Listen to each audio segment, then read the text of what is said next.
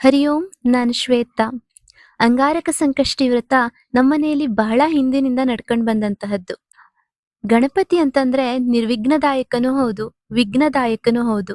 ಜಗತ್ತಿಗೆ ಪ್ರಥಮ ವಂದಿತನಾದಂತಹ ಗಣಪತಿಯನ್ನ ಪೂಜಿಸೋದ್ರಿಂದ ನಮ್ಮ ಬದುಕಲ್ಲಿ ಬರ್ತಕ್ಕಂತಹ ಸಾಕಷ್ಟು ವಿಘ್ನಗಳು ನಿವಾರಣೆಯಾಗಿ ಶುಭ ಕಾರ್ಯಗಳು ನಡೀತು ಅನ್ನುವಂತಹದ್ದಂತೂ ವಾಡಿಕೆ ಇದ್ದು.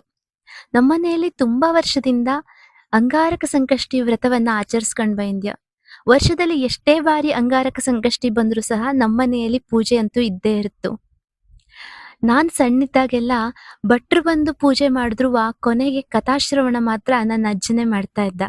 ಪ್ರಸಾದ ತಿಂದು ಕಥೆಯನ್ನ ಕೇಳುವಂತಹದ್ದು ರೂಲ್ಸ್ ಆಗಿತ್ತು. ಸತ್ಯಗಣಪತಿ ವ್ರತ ಸೇರಿದಂತೆ ಸಾಕಷ್ಟು ವ್ರತಗಳಲ್ಲಿ ಕಥಾಶ್ರವಣವೇ ಅದರ ಮುಖ್ಯ ಅಂಗ.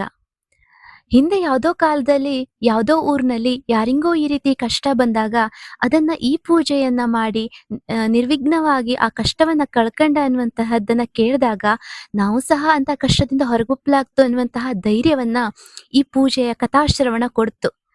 ಆದ್ರೆ ವಿಪರ್ಯಾಸ ಅಂದ್ರೆ ಇವತ್ತಿಗೆ ಕಥಾಶ್ರವಣ ಅನ್ನುವಂತಹದ್ದು ಮೂಲೆ ಗುಂಪಾಗೋಯ್ದು. ಕಥೆಯನ್ನ ಕೇಳುವಂತಹ ಇಂಟ್ರೆಸ್ಟೇ ಇಲ್ಲ ಯಾರಿಂಗುವ. ನಾನಂತೂ ಮುಂಚೆಲ್ಲ ಅನ್ಕತಿದ್ದೆ, ಈ ಭಟ್ರು ಎಂತಕ್ಕೆ ಯಾವಾಗ್ಲೂ ಅದೇ ಕಥೆಯನ್ನ ಹೇಳ್ತಾ, ಯಾವಾಗ್ಲೂ ಎಂತಕ್ಕೆ ಧರ್ಮರಾಯನೇ ಈ ಕಥೆಯಲ್ಲಿ ಬರ್ತಾ ಇರ್ತಾ ಅಂತ ಅನ್ಕತಿಪ್ಪೆ.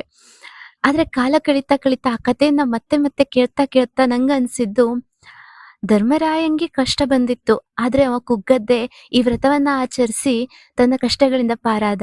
ಹಂಗೆ ನಾವು ಕೂಡ ಪಾರಾಗ್ಲಕ್ಕು ಅನ್ನುವಂತಹ ಧೈರ್ಯ ನಮ್ಮಲ್ಲಿ ಬಪ್ಪುದಕ್ಕೆ ಈ ಕಥಾಶ್ರವಣವನ್ನ ಇಟ್ಟಿದ್ದ ಅಂತೇಳಿ.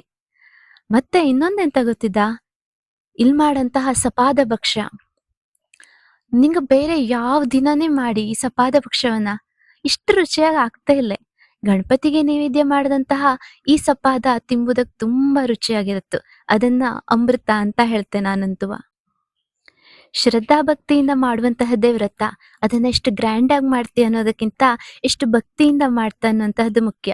ಎಷ್ಟು ಜನರನ್ನ ಕರೆದು ಮಾಡ್ತೀಯ ಅನ್ನೋದಕ್ಕಿಂತ ಕರೆದಂತಹ ದೇವರಿಗೆ ಎಷ್ಟು ಪ್ರೀತಿಯಿಂದ ಪೂಜೆಯನ್ನ ನೆರವೇರಿಸ್ತಾ ಅನ್ನುವಂತಹದ್ದು ಮುಖ್ಯ ಅಲ್ಲ. ಭಟ್ರು ಬಂದು ಪೂಜೆಯನ್ನಂತೂ ತುಂಬಾ ಚೆನ್ನಾಗಿ ಮಾಡ್ಕೊಟ್ಟು ಹೋದ. ಸ್ವಲ್ಪ ಹಳೆ ವಿಡಿಯೋ ಆದ್ರೂ ನಿಮ್ ಜೊತೆಗೆ ಶೇರ್ ಮಾಡ್ಕೊಂಬ ಅಂತ ಅನ್ಸಿತ್ತು. ಅಡ್ಡಿಲ್ಯಾ, ಫಾಲೋ ಮಾಡಿ. ಮುಂದಿನ ವಿಡಿಯೋದಲ್ಲಿ ನಾನು ನಿಮ್ಗನ್ನ ಮತ್ತೆ ಭೇಟಿ ಮಾಡ್ತೆ.